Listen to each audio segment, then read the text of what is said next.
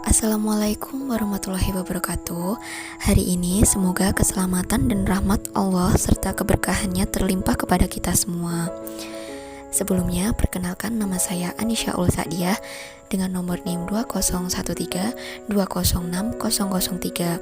Saya dari Prodi S1 Farmasi semester 3. Di sini saya mendapatkan tugas untuk mempresentasikan mengenai manusia, keberagaman, dan kesetaraan dari mata kuliah Ilmu Sosial dan Budaya yang diampuh oleh Bapak Fandi Adven Laza Vietamsi SPD MH. Adapun topik yang akan saya bahas yaitu yang pertama ada unsur-unsur keragaman, yang kedua hakikat keberagaman dan kesetaraan manusia, yang ketiga pelapisan sosial dan kesamaan derajat, yang keempat kemiskinan sebagai masalah sosial, dan yang terakhir nomor 5 yaitu peran pemerintah bagi keluarga miskin. Subbab yang pertama yaitu unsur-unsur keragaman. Mungkin dari sebagian seseorang ada yang belum mengerti mengenai unsur-unsur keragaman. Keberagaman adalah suatu kondisi dalam masyarakat yang terdapat banyak perbedaan dalam berbagai bidang. Seperti diketahui, Indonesia merupakan negara kepulauan yang penuh dengan keberagaman dan perbedaan. Perbedaan tersebut meliputi suku bangsa, ras, agama, dan antar golongan. Meskipun berbeda-beda, pada hakikatnya bangsa Indonesia tetap satu, kesatuan atau biasa disebut dengan semboyan Bhinneka Tunggal Ika. Semboyan ini menggambarkan persatuan dan kesatuan bangsa Indonesia yang memiliki keberagaman suku bangsa, budaya, bahasa daerah, agama, dan kepercayaan, ras maupun antar golongan. Nah, selanjutnya unsur-unsur dari keberagaman antara lain yang pertama ada suku, bangsa, dan ras, yang kedua agama dan keyakinan, yang ketiga ada ideologi dan politik, yang keempat ada tata krama, dan yang terakhir yang kelima yaitu kesenjangan ekonomi dan sosial. Selanjutnya pada subbab yang kedua yaitu membahas mengenai hakikat keragaman dan kesetaraan manusia. Hakikat keberagaman manusia adalah terdapat berbagai perbedaan yang ada dalam kehidupan masyarakat, yaitu mulai dari ciri fisik, sosial, ekonomi, status pendidikan, agama, ras, etnis, suku, budaya, dan lain sebagainya. Hakikat kesejahteraan manusia adalah manusia mampu memenuhi kebutuhannya dengan baik tanpa menimbulkan konflik bagi sesama dan lingkungannya. Kesetaraan manusia bermakna bahwa manusia sebagai makhluk Tuhan memiliki tingkat atau kedudukan yang sama. Jadi, tingkatan atau kedudukan yang sama itu bersumber dari pandangan bahwa semua manusia tanpa dibedakan adalah diciptakan dengan kedudukan yang sama, yaitu sebagai makhluk mulia dan tinggi derajatnya dibandingkan makhluk yang lain. Di hadapan Tuhan, semua manusia adalah sama derajat, kedudukan atau tingkatnya. Yang membedakan nantinya adalah tingkatan ketakwaan manusia tersebut terhadap Tuhan.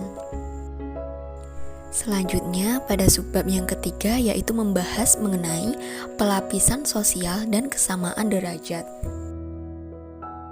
Nah, yang pertama ada pelapisan sosial. Apa sih pelapisan sosial itu? Pelapisan sosial merupakan gejala yang bersifat universal, kapanpun dan di dalam masyarakat manapun. Pelapisan sosial selalu ada.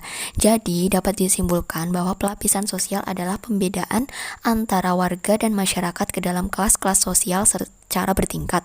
Wujudnya adalah terdapat lapisan-lapisan di dalam masyarakat, di antaranya ada kelas sosial tinggi, sedang, dan rendah. Beberapa aspek yang dapat timbul akan menimbulkan kesenjangan sosial dan diskriminasi. Aspek negatif ini bisa saja terjadi pada daerah-daerah pedesaan.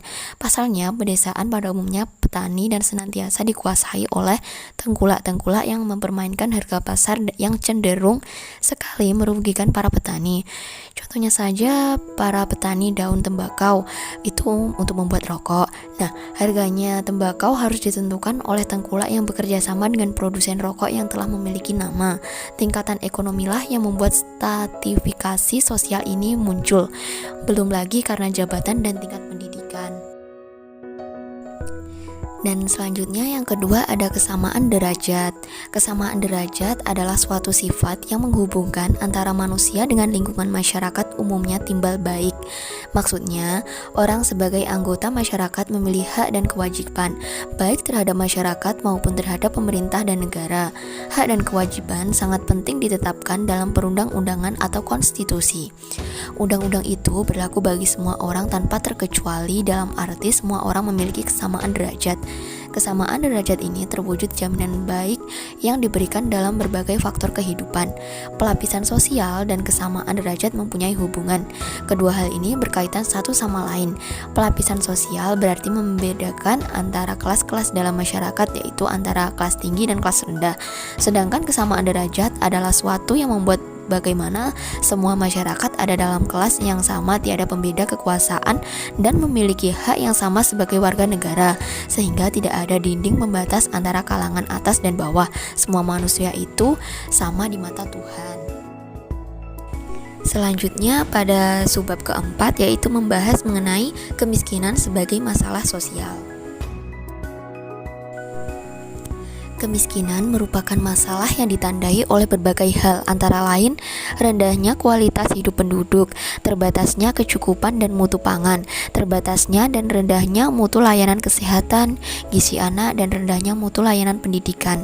Selama ini berbagai upaya telah dilakukan untuk mengurangi kemiskinan melalui penyediaan kebutuhan pangan, layanan kesehatan dan pendidikan, perluasan kesempatan kerja, dan sebagainya. Pemecahan masalah kemiskinan memerlukan langkah-langkah dan program yang dirancang secara khusus dan terpadu oleh pemerintah dan merupakan tanggung jawab bersama antara pemerintah dan masyarakat. Adapun faktor penyebab kemiskinan, yang pertama merosotnya standar perkembangan pendapatan per kapita secara global. Yang perlu digarisbawahi di sini adalah bahwa standar pendapatan per kapita bergerak seimbang dengan produktivitas yang ada pada suatu sistem. Jikalau produktivitas berangsur meningkat, maka pendapatan per kapita pun akan naik. Yang kedua adalah menurunnya etos kerja dan produktivitas masyarakat. Faktor ini sangat penting dalam mempengaruhi terhadap kemiskinan. Oleh karena itu, untuk menaikkan etos kerja dan produktivitas masyarakat harus didukung oleh sumber daya alam dan sumber daya manusia yang bagus. Yang ketiga yaitu biaya kehidupan yang tinggi. Melonjak tingginya biaya kehidupan di suatu daerah adalah sebagai akibat dari tidak adanya keseimbangan pendapatan atau gaji masyarakat. Tentunya kemiskinan adalah konsekuensi logis dari realita yang di atas.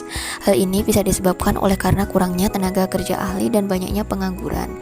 Dan yang terakhir, yang keempat, yaitu pembagian subsidi income pemerintah yang kurang merata.